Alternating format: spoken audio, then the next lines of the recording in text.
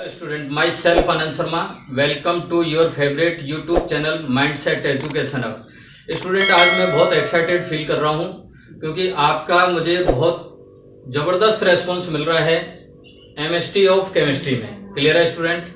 और आपके इस पॉजिटिव रेस्पॉन्स को ध्यान में रखते हुए आपकी प्रॉपर कोरोना पेंडेमिक काल में नीट और जेईई एग्जामिनेशन की प्रिपरेशन को सही डायरेक्शन में करने के लिए स्टूडेंट मैं एक बहुत इंपॉर्टेंट सीरीज चला रहा हूं और वो सीरीज है एमएसटी ऑफ केमिस्ट्री, जिसमें इंपॉर्टेंट टॉपिक्स के छोटे छोटे ट्रिक्स के फॉर्म में उन टॉपिक्स को मैं कवर कर रहा हूं। क्लियर है स्टूडेंट? आज उसी सीक्वेंस में मैं आज बहुत important MST of physical chemistry लेकर आया हूं। इससे पहले भी मैंने फिजिकल केमिस्ट्री की एमएसटी आपको दी है, जिसमें वन शॉट मैंने इलेक्ट्रोकेमिस्ट्री का वीडियो अपलोड किया हुआ है और मोल कॉन्सेप्ट से रिलेटेड भी मैंने कॉन्सेप्ट की एमएसटी आपको दी है, जिसकी लिंक आपको डिस्क्रिप्शन बॉक्स में मिल जाएगी स्टूडेंट।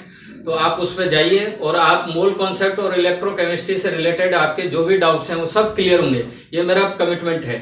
इसी सीक्वेंस में फिजिकल केमिस्ट्री का एक बहुत इंपॉर्टेंट टॉपिक है और वह है स्टूडेंट इक्विलिब्रियम।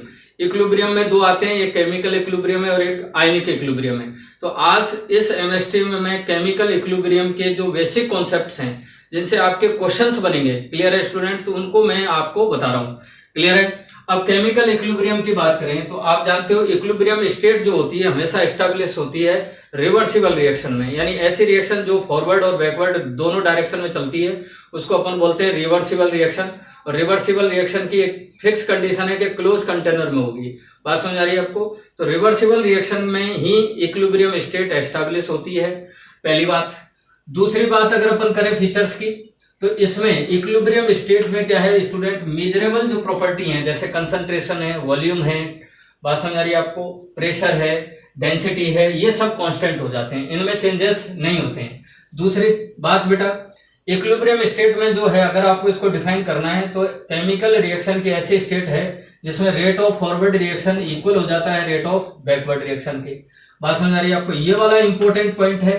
इक्विलिब्रियम के लिए डेल्टा जी जो है ये जीरो होता है, यानी गिब्स फ्री एनर्जी की वैल्यू जीरो होती है। इलेक्ट्रोकेमिस्ट्री में अपन ई सेल की वैल्यू क्या लेंगे स्टूडेंट, उसमें जीरो लेंगे। बोलो बात समझ आ रही कि नहीं? जैसे इस PCl5 का अगर मैं डिसोसिएशन करूं तो आप PCl5 डिसोसिएट होकर PCl3 और Cl2 है तो ये रेट ऑफ फॉरवर्ड रिएक्शन है। अगर ये वापस बैकवर्ड में चले तो रेट ऑफ बैकवर्ड रिएक्शन है। बोलो बात समझ आ रही कि नहीं? फिर इसी में एक टर्म आएगा student equilibrium constant. Equilibrium constant को तीन टाइप से रिप्रेजेंट कर सकते हैं अपन, Kc कंसंट्रेशन के टर्म में, Kp प्रेशर के टर्म में, Kx मोल फ्रैक्शन के टर्म में। Kc अपन कैलकुलेट कर सकते हैं लिक्विड और गैस के लिए, दोनों के लिए, जबकि Kp केवल किसके लिए कैलकुलेट करेंगे अपन, गैस के लिए। बात समझ आ रही है आपको? फिर इसमें जो अपन एक टर्म और आएगी स्टूडेंट, वो आएगा एक्टिव मास। एक्टिव मास को अपन लार्ज ब्रैकेट से शो कर रहे हैं। एक्टिव मास एक्चुअल में क्या है, मोलरिटी होती है, जिसकी यूनिट क्या होगी, मोल पर लीटर। सिंपल है। फिर ये कुछ इंपॉर्टेंट पॉइंट्स हैं जिनको लिए आपको इक्विलिब्रियम कांस्टेंट में इन चीजों को ध्यान रखना है। कैसे? Active mass of pure solid और प्योर लिक्विड, जब भी गैस के साथ प्योर सॉलिड हो या प्योर लिक्विड हो तो वहां एक्टिव मास ऑफ लिक्विड और सॉलिड कितना ले लेते हैं स्टूडेंट, 1। होमोजेनियस में रिएक्शन है तो होमोजेनियस रिएक्शन है यानी प्योर लिक्विड ही लिक्विड है। बोलो बात समझ आ रही कि नहीं आ रही? तो उस कंडीशन में इसका एक्टिव मास कभी भी अपन 1 कैलकुलेट नहीं करते हैं। अब इक्विलिब्रियम कांस्टेंट का रिप्रेजेंटेशन कैसे करते हैं, देखो। के इक्विलिब्रियम कांस्टेंट ये होता है KF/KB। ये होता है एक्टिव मास ऑफ प्रोडक्ट की power stoichiometric coefficient upon active mass of reactant की पावर स्टोइकोमेट्रिक कोफिशिएंट। अगर मुझे प्रेशर दे रखा है तो पार्शियल प्रेशर प्रोडक्ट का stoichiometric coefficient, partial pressure reactant का पावर स्टोइकोमेट्रिक कोफिशिएंट। अब यहाँ स्टोइकोमेट्रिक कोफिशिएंट का मतलब क्या है स्टूडेंट, सिंपल सी बात है। अगर मैं इस रिएक्शन की बात करता हूं, सिंपल सी बात है स्टूडेंट, अगर मैं इस रिएक्शन की बात करता हूं 2A, ये चेंज हो रहा है किसमें स्टूडेंट, 3B में।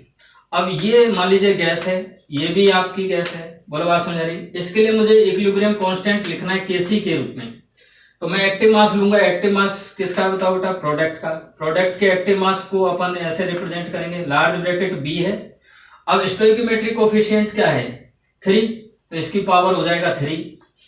यहां क्या होगा स्टूडेंट, फिर एक्टिव मास किसका, रिएक्टेंट का पावर स्टोइकोमेट्री कोफिशिएंट, ये रिएक्टेंट की पावर स्टोइकोमेट्री कोफिशिएंट कितनी है इसकी 2। बोलो बात समझ आ रही है। इस तरह से अपन केसी का रिप्रेजेंटेशन कर सकते हैं। बोलो अब ये बड़ा इंपॉर्टेंट है, यहाँ कई बार के एफ दे देता है, के भी पूछ लेता है, कई बार के एफ और के भी दे देता है, के इक्विवेलेंट पूछ लेता है। बोलो बात समझ आ रही है। इस तरह से अब नेक्स्ट अगर अपन देखें तो रिप्रेजेंटेशन ऑफ के इक्विवेलेंट कैसे रिप्रेजेंट करेंगे। सपोज करो ये एक रिएक्शन है, इस रिएक्शन में देखो जैसे गैसियस सब्सटेंट आ गया, तो आप ये समझो इनके एक्टिव मास को आप कितना मान लेंगे बेटा 1 मान लेंगे, क्यों सॉलिड स्टेट है, सॉलिड का जो एक्टिव मास है वो 1 होता है। तो इसके लिए अगर मैं Kc की वैल्यू निकालूं तो केवल क्या होगा, कंसंट्रेशन होगी किसकी CO2 की, और स्टोइकोमेट्रिक कोफिशिएंट कितना है इसका 1, तो इसकी पावर 1। अगर मुझे यहाँ Kp भी डिफाइन करना पड़े तो Kp भी कर सकता हूं, क्योंकि गैसियस सब्सटेंस के लिए अपन Kp कैलकुलेट करते हैं। तो इसके लिए Kp की वैल्यू क्या होगी, P CO2, active mass of CO2 की पावर 1। बोलो बात समझ आएगी नहीं, सिंपल है। नेक्स्ट अगर मैं इस रिएक्शन के लिए Kp और Kc को रिप्रेजेंट करूं तो कैसे करूंगा, देखो स्टूडेंट, ये एक्वस है, ये एक्वस है, ये एक्वस है, पर ये कैसा है, प्योर लिक्विड है। अब प्योर लिक्विड है तो स्टूडेंट इसका एक्टिव मास 1 मान लेंगे। इसके लिए रिप्रेजेंट कर सकते हैं अपन Kc की पावर कैसे रिप्रेजेंट करेंगे, इसमें प्रोडक्ट कौन सा है स्टूडेंट, H3O+ की कंसंट्रेशन इंटू Cn- की कंसंट्रेशन अपॉन, अब रिएक्टेंट साइड में देखो HCN एक्वस है और H2O लिक्विड है, तो लिक्विड का तो 1 मान लिया है अपने स्टूडेंट, इसकी कंसंट्रेशन आएगी क्या HCN। क्या मैं इस इक्वेशन के लिए Kp डिफाइन कर सकता हूं, बिल्कुल नहीं कर सकता, क्योंकि Kp केवल गैसियस के लिए और इसमें गैसियस सब्सटेंस कुछ है नहीं। मैं इसकी बात करता हूं स्टूडेंट, तो देखो आप समझो ये लिक्विड, ये भी लिक्विड, ये भी लिक्विड और ये भी लिक्विड, तो इस तरह से मैं मान सकता हूं कि ये होमोजेनस रिएक्शन हो गई। बात समझ रहे। अब होमोजेनस में कभी भी एक्टिव मास आप प्योर लिक्विड का 1 नहीं मानते हैं। अब इसके लिए अगर मुझे Kc की कैलकुलेशन करनी हो तो Kc कैसे कैलकुलेट करेंगे स्टूडेंट, देखो Kc प्रोडक्ट कौन से हैं इसमें, ये है CH3C double bond double O C2H5, फिर कौन है स्टूडेंट H2O, अपॉन में क्या आ जाएगा स्टूडेंट रिएक्टेंट, रिएक्टेंट हो गया CH3C डबल OH और क्या आ गया student C2H5OH।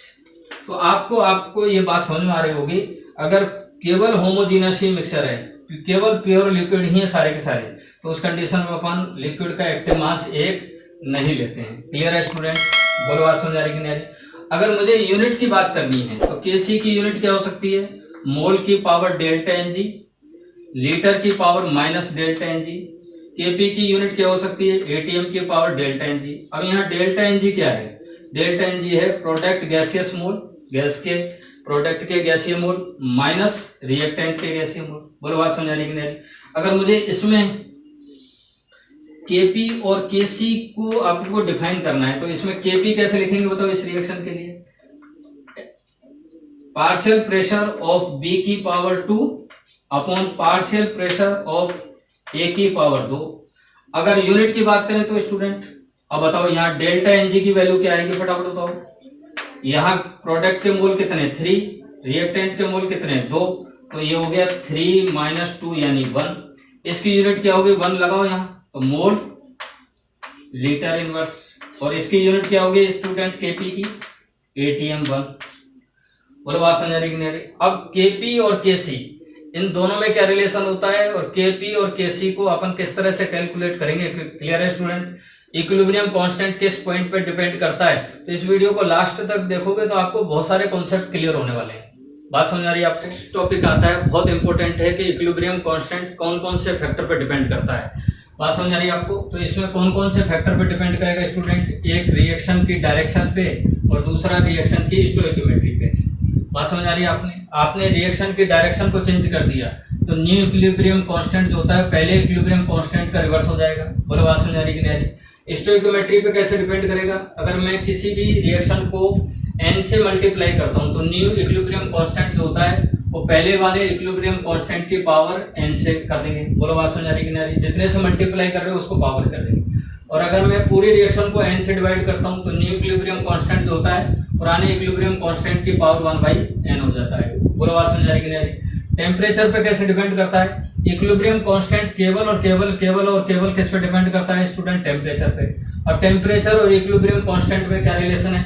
log K2 upon K1 बराबर delta H upon 2.303 R into 1 upon T1 minus 1 upon T2। इस कंडीशन में आप देखोगे तो डेल्टा H अगर पॉजिटिव है तो यहाँ K डायरेक्टली प्रोपोर्शनल हो जाएगा टेम्परेचर के, यानी एंडोथर्मिक में टेम्परेचर बढ़ाएंगे तो इक्विलिब्रियम कांस्टेंट भी बढ़ेगा। वहीं डेल्टा H नेगेटिव है यानी एक्सोथर्मिक रिएक्शन है तो उसके लिए इक्विलिब्रियम कांस्टेंट जो होता है टेम्परेचर के इनवर्सली प्रोपोर्शनल है। बात समझ आ रही है आपको? ये क्वेश्चन, इस टाइप के क्वेश्चन नीट में बहुत सारे पूछे जाते हैं स्टूडेंट। यहाँ Kc इस रिएक्शन के लिए दे रखा है 4 और आपको इस रिएक्शन के लिए फाइंड आउट करना है। तो दोनों रिएक्शन को कंपेयर करो स्टूडेंट। आप देख रहे हो दोनों रिएक्शन को आप कंपेयर कर रहे हो तो रिएक्शन की एक तो डायरेक्शन चेंज हो रही है, यहाँ प्रोडक्ट था यहाँ रिएक्टेंट है, डायरेक्शन चेंज कर रहे हो तो न्यू इक्विलिब्रियम कांस्टेंट पहले वाले इक्विलिब्रियम कांस्टेंट का उल्टा हो जाएगा। साथ के साथ आप और एक काम और कर रहे हो, इसको पूरी रिएक्शन को 2 से डिवाइड कर रहे हो, इसलिए 1/n होता है तो 1/n की जगह कितना हो गया 2। तो Kc डैश जो न्यू इक्विलिब्रियम कांस्टेंट हो गया वो 1/Kc की पावर 1/2। Kc यहाँ 4 का अंडर रूट 2 लेंगे तो 2 आ गया और 2 लेंगे तो फिर इसका आंसर कितना आ गया स्टूडेंट? 0.5। बोलो बात समझ आ रही कि नहीं? फिर Kp और Kc और Kx में क्या रिलेशन है? Kp बराबर होता है Kc RT की power delta Ng। Delta Ng का मतलब प्रोडक्ट के गैसियस मोल माइनस रिएक्टेंट के गैसियस मोल। बात समझ आ रही है आपको? Kp और Kx में क्या रिलेशन है? Kp बराबर होता है Kx इंटू P टोटल की पावर डेल्टा Ng। बात समझ आ रही है आपको? Kx बराबर Kc into RT upon P की पावर डेल्टा Ng। या मैं कह सकता हूँ X बराबर क्या है? Kc RT अपॉन P को V अपॉन N लिख सकते हैं की पावर डेल्टा Ng। बोलो बात समझ आ रही है? ये इंपॉर्टेंट पॉइंट है, यहाँ कई बार रिलेशन पूछ लेता है। यदि डेल्टा N की वैल्यू पॉजिटिव है तो इसकी वैल्यू पॉजिटिव है, इसका मतलब Kc में RT से मल्टीप्लाई कर रहे हो तब Kp के बराबर हो रहा है, that means Kp is greater than है Kc। डेल्टा N की वैल्यू नेगेटिव है तो यहाँ Kp स्मॉल हो गया Kc से। डेल्टा N की वैल्यू 0 है तो यहाँ Kp और Kc इक्वल होगा। बोलो बात समझ आ रही कि नहीं? फिर नेक्स्ट और इम्पोर्टेंट जो फॉर्मूला है वो आता है student calculation of Kc and Kp with reference of degree of dissociation. बोलो बात समझ आ रही कि नहीं? डिग्री ऑफ डिसोसिएशन के रिगार्डिंग देखते हैं तो इसके लिए मैं एक इम्पोर्टेंट फॉर्मूला आपको बता रहा हूँ, इसको यूज करोगे आपके डायरेक्ट आंसर होंगे। बात समझ आ रही है? Kc बराबर क्या होगा? इक्विलिब्रियम मोल ऑफ प्रोडक्ट की power stoichiometric coefficient upon equilibrium mole of reactant की power stoichiometric coefficient into volume की पावर डेल्टा N। यहीं Kp क्या होता है? ये वाले एंटिटी तो दोनों में सेम है, यहाँ चेंज होता है P total upon total moles की power delta N। Degree of dissociation X और वॉल्यूम में क्या रिलेशन है? X डायरेक्टली प्रोपोर्शनल है वॉल्यूम के, वॉल्यूम की पावर है डेल्टा N अपॉन प्रोडक्ट के मोल। प्रेशर में क्या रिलेशन है? X डायरेक्टली प्रोपोर्शनल है प्रेशर की power minus delta N upon delta. अब देखो ये वाला क्वेश्चन है जो नीट जेईई में कंबाइंड फॉर्म में पूछा जाता है, इन्हीं का मैं यूज करना आपको सिखा रहा हूँ। क्लियर है स्टूडेंट? इस रिएक्शन के लिए देखो T बराबर 0 टाइम पर 1 मोल है, इसका 0 मोल है। T इक्विलिब्रियम पे 1 मोल में से X डिसोसिएट हो गया, ये 2X बन गया। ये इक्विलिब्रियम मोल है, ये क्या है स्टूडेंट? इक्विलिब्रियम मोल है। अब आप चेक करिए, मुझे Kp की वैल्यू निकालनी है तो इक्विलिब्रियम मोल ऑफ प्रोडक्ट की पावर स्टोइकियोमेट्री। इक्विलिब्रियम मोल कितने हैं बताओ बेटा? 2x की पावर स्टोइकियोमेट्री कितनी है इसकी? 2। बोलो बात समझ आ रही कि नहीं आ रही? फिर equilibrium mole of reactant, equilibrium mole कितने हैं? 1 माइनस एक्स की पावर 1 स्टोइकियोमेट्री इसकी 1 इंटू अब P टोटल कितने हैं स्टूडेंट? देखो P टोटल, अब देखो टोटल मोल कितने हैं बताओ? टोटल मोल कैलकुलेट कर लो यहाँ से। टोटल मोल एट इक्विलिब्रियम क्या हुआ? 1 माइनस एक्स प्लस 2x, तो ये हो गया 1 प्लस एक्स, तो यहाँ टोटल मोल हो गया 1 प्लस एक्स। डेल्टा Ng की वैल्यू क्या है? प्रोडक्ट माइनस रिएक्टेंट, 2 माइनस 1 तो 1। Np कितने हैं स्टूडेंट? प्रोडक्ट के मोल कितने हैं? 2। बोलो बात समझ आ रही कि नहीं? अब फॉर्मूला में रखना है P total upon total mole और एट इक्विलिब्रियम। बोलो बात समझ आ रही कि पावर क्या है? डेल्टा एन की वैल्यू कितनी आ रही है 1।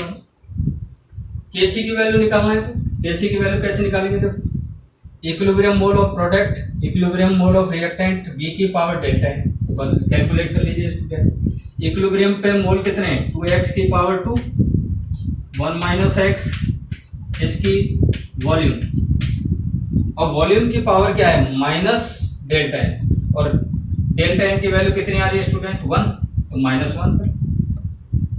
बराबर बात समझ आ रही कि नहीं? मुझे x में रिलेशन देखना है, तो अब x और वॉल्यूम में क्या रिलेशन है, देखो x डायरेक्टली प्रोपोर्शनल है वॉल्यूम, अब वॉल्यूम की पावर कितनी है delta N upon NP, delta N कितना है इसका 1 और एनपी कितने हैं इसके स्टूडेंट 2, तो मैं ये लिख सकता हूं x डायरेक्टली प्रोपोर्शनल है अंडर रूट वॉल्यूम। मुझे इसके लिए कैलकुलेट करना है, x डायरेक्टली प्रोपोर्शनल है प्रेशर, अब यहां वैल्यू कितनी आ रही है बेटा -1, एनपी कितने हैं इसके 2, तो -1/2 है, तो इसका मतलब माइनस नीचे आ जाएगा, तो मैं कह सकता हूं इनवर्सली प्रोपोर्शनल अंडर रूट। तो आप ये फॉर्मूला जैसे अप्लाई करोगे तो आपके बहुत सारे क्वेश्चन केपी, केसी और एक्स इनसे रिलेटेड क्वेश्चन आपके विद इन सेकंड सॉल्व होंगे। क्लियर है स्टूडेंट? अब स्टूडेंट नेक्स्ट टॉपिक है केमिकल इक्विलिब्रियम का, वो भी बहुत इंपॉर्टेंट पार्ट है इसका, और वो है student use of equilibrium constant. Equilibrium constant का एप्लीकेशन बड़ा इंपॉर्टेंट है, यहाँ से भी नीट में क्वेश्चन आ जाता है कई बार। तो ये stability of product directly proportional है इक्विलिब्रियम कांस्टेंट, यानी इक्विलिब्रियम कांस्टेंट बढ़ने का मतलब ये है कि प्रोडक्ट स्टेबलाइज हो रहा है और रिएक्टेंट अनस्टेबल हो रहा है। पूरा बात समझ आ रही कि नहीं आ रही? दूसरा, अगर अपन time establish time in equilibrium state की अगर अपन बात करें तो इक्विलिब्रियम कांस्टेंट की वैल्यू जितनी ज्यादा होगी इसका मतलब उसमें इक्विलिब्रियम स्टेट उतनी ही फास्ट आएगी। पूरा बात समझ आएगी नहीं? अब एक इंपॉर्टेंट पॉइंट आता है क्यूसी और केसी में क्या कंपैरिजन है स्टूडेंट। क्यूसी का मतलब होता है रिएक्शन कोफिशिएंट और केसी है इक्विलिब्रियम कांस्टेंट। इन दोनों की जो अगर फॉर्मूला देखते हैं तो दोनों एक ही बात है स्टूडेंट, प्रोडक्ट की कंसंट्रेशन अपॉन रिएक्टेंट की कंसंट्रेशन। यही क्यूसी और यही केसी है, बस थोड़ा सा डिफरेंस ये है कि केसी इक्विलिब्रियम पे ही कैलकुलेट होता है, हमेशा फिक्स होता है एक पर्टिकुलर टेम्परेचर पे, केवल टेम्परेचर चेंज करने से ही ये चेंज होता है, जबकि क्यूसी की वैल्यू वेरिएबल है, कोई फिक्स नहीं है। पर अगर मैं किसी भी रिएक्शन के लिए क्यूसी कैलकुलेट करता हूं तो उसके डायरेक्शन ऑफ रिएक्शन का मैं पता कर सकता हूं कंपेयर करके केसी से। कैसे? क्यूसी अगर ज्यादा आ रहा है केसी से तो इसका मतलब वहां बैकवर्ड रिएक्शन हो रही है, अगर क्यूसी की वैल्यू केसी से कम आ रही है इसका मतलब वहां फॉरवर्ड रिएक्शन हो रही है, और क्यूसी और केसी अगर बराबर आ गया तो इक्विलिब्रियम पे हो गया। इसका क्या मतलब है स्टूडेंट? जैसे अगर मैं एक एग्जांपल की बात करता हूं, क्वेश्चन की बात करते हैं कि ए सपोज करो बी में चेंज हो रहा है और बी में चेंज हो रहा है, यहाँ केसी की वैल्यू मान लीजिए 4 है। अब किसी भी टाइम पर ए की कंसंट्रेशन मान लीजिए हो रही है 0.5, बोलो बात समझ आ रही, और बी की जो कंसंट्रेशन हो रही है वो हो रही है स्टूडेंट 0.15। अब आपसे पूछ रहा है कि इसमें जो रिएक्शन है वो कौन सी डायरेक्शन में, फॉरवर्ड डायरेक्शन में या बैकवर्ड डायरेक्शन में, तो इसका पता लगाएंगे अपन क्यूसी से। क्यूसी क्या होता है? बी की कंसंट्रेशन अपॉन ए की कंसंट्रेशन। अब बी की कंसंट्रेशन कितनी है स्टूडेंट 0.15, ए की कंसंट्रेशन कितनी है 0.5, तो आप पॉइंट कैंसिल करो, बोलो बात समझ आ रही कि नहीं आ रही? अब 5 से डिवाइड कर दो तो ये हो गया 3/10 यानी 0.3। अब 0.3 आ रहा है, क्यूसी है 4, क्यूसी है 0.3, केसी है 4, तो इस कंडीशन में क्यूसी छोटा है किससे? केसी से। इसका मतलब कौन सी कंडीशन हो गई स्टूडेंट? क्यूसी कम हो गया केसी से, यानी फॉरवर्ड डायरेक्शन में हो रही है। ये रिएक्शन किधर चल रही होगी स्टूडेंट? फॉरवर्ड डायरेक्शन में चल रही होगी। बोलो बात समझ आ रही कि नहीं आ रही? अब इसमें केमिकल इक्विलिब्रियम में जितने भी न्यूमेरिकल आएंगे स्टूडेंट उनके लिए ये एक फॉर्मूला है जिसको आपने अच्छे से ध्यान दे दिया तो मैं आपसे प्रॉमिस कर रहा हूं स्टूडेंट इससे केमिकल इक्विलिब्रियम से रिलेटेड आपका कोई क्वेश्चन खराब नहीं होगा। और ये सिंपल सा एक फॉर्मूला है, NX बराबर A अल्फा। यहाँ N क्या है? बैलेंस मोल है या स्टोइकोमेट्रिक कोफिशिएंट है, X क्या है? डिसोसिएट मोल है, A क्या है? इनिशियल मोल है। इनिशियल मोल या तो क्वेश्चन में देता है, नहीं देता है तो फिर अपन स्टोइकोमेट्रिक कोफिशिएंट को इनिशियल मोल मान लेते हैं। डिग्री ऑफ अल्फा क्या है? डिग्री ऑफ डिसोसिएशन है। बात समझ आ रही? अगर मुझे X निकालना हो तो A alpha upon N into show कर सकते हैं। अब जैसे ये एक क्वेश्चन है, ये बड़ा इंपॉर्टेंट क्वेश्चन है। इस टाइप के क्वेश्चन आपको केमिकल इक्विलिब्रियम में, नीट और जेईई में बहुत पूछा जाता है स्टूडेंट। अब इस टाइप के क्वेश्चन को सॉल्व करना है, आपने इस ट्रिक्स को अपना लिया तो विद इन सेकंड आप सॉल्व कर सकते हो। और मैंने आपको कमिटमेंट कर रखा है स्टूडेंट कि मैं आपको एमएसटी ऑफ केमिस्ट्री में इतनी अच्छे ट्रिक्स बता रहा हूं जिससे आपका टाइम बचेगा एग्जाम के दौरान। आप with in second question solve करोगे, और क्वेश्चन सॉल्व करोगे तो आपका टाइम बचेगा और आपका कॉन्फिडेंस भी बढ़ेगा। बात समझ आ रही है आपको? आइए इस क्वेश्चन को सॉल्व करते हैं। कैसे, देखो ये रिएक्शन हो रही है NH3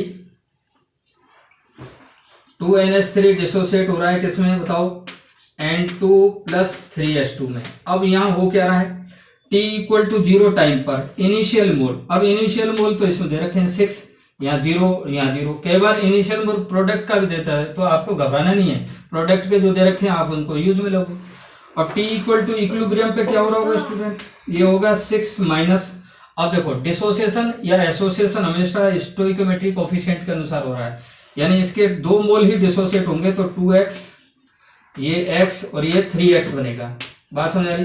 पर मुझे तो यहाँ अल्फा की वैल्यू दे रखी है स्टूडेंट 20%, मुझे x तो दिया ही नहीं, तो मैं x कैलकुलेट कर सकता हूँ इस फॉर्मूला से। तो x बराबर क्या है, इनिशियली मोल 6, अल्फा 20 अपॉन स्टोइकोमेट्री। देखो NH3 की स्टोइकोमेट्री कितनी है, 2 इंटू 100, तो ये आ गया स्टूडेंट 0.6। बोलो बात समझ आ रही कि नहीं? अब बस 0.6 रखिए आप, तो 6 माइनस 2 इंटू 0.6, तो ये हो गया स्टूडेंट 4.8 मोल। ये हो गया 0.6 मोल, और ये हो गया 3 इंटू 0.6 यानी 1.8 मोल। कई बार स्टूडेंट इसमें ऐसा क्वेश्चन पूछता है कि इस रिएक्शन में इक्विलिब्रियम पे टोटल मोल कितने, तो आप इनको ऐड कर दोगे, सिंपल है। पर मुझे तो केसी पूछा है यहाँ, तो केसी की वैल्यू क्या होती है, देखो यहाँ रिएक्ट प्रोडक्ट है N2 और H2 की पावर कितना है 3 अपॉन NH3 की पावर कितना 2। अब आपके स्टूडेंट ये दिमाग में आ रहा होगा कि ये तो मोल दे रखे हैं सर। अब मोल, अगर आपको मोल में कंसंट्रेशन में चेंज करना है तो वॉल्यूम की जरूरत है। अगर आपको क्वेश्चन में वॉल्यूम दे रखा है तो उस वॉल्यूम का यूज करेंगे, उससे डिवाइड कर देंगे इसको। पर अगर वॉल्यूम नहीं दे रखा है तो 1 लीटर मान के ही इस क्वेश्चन को सॉल्व करेंगे। बात समझ आ रही है आपको? जैसे इस क्वेश्चन में दे रखा है तो 1 लीटर है, 1 लीटर का किसी में कोई ज्यादा इफेक्ट नहीं पड़ेगा। तो देखो N2 के मोल कितने हैं स्टूडेंट 0.6, H2 के कितने मोल आए हैं स्टूडेंट 1.8 की पावर 3 अपॉन NH3 के मोल कितने 4.8 की पावर 2। तो ये स्टूडेंट जब इसको कैलकुलेट करते हो तो 0.15 आएगा।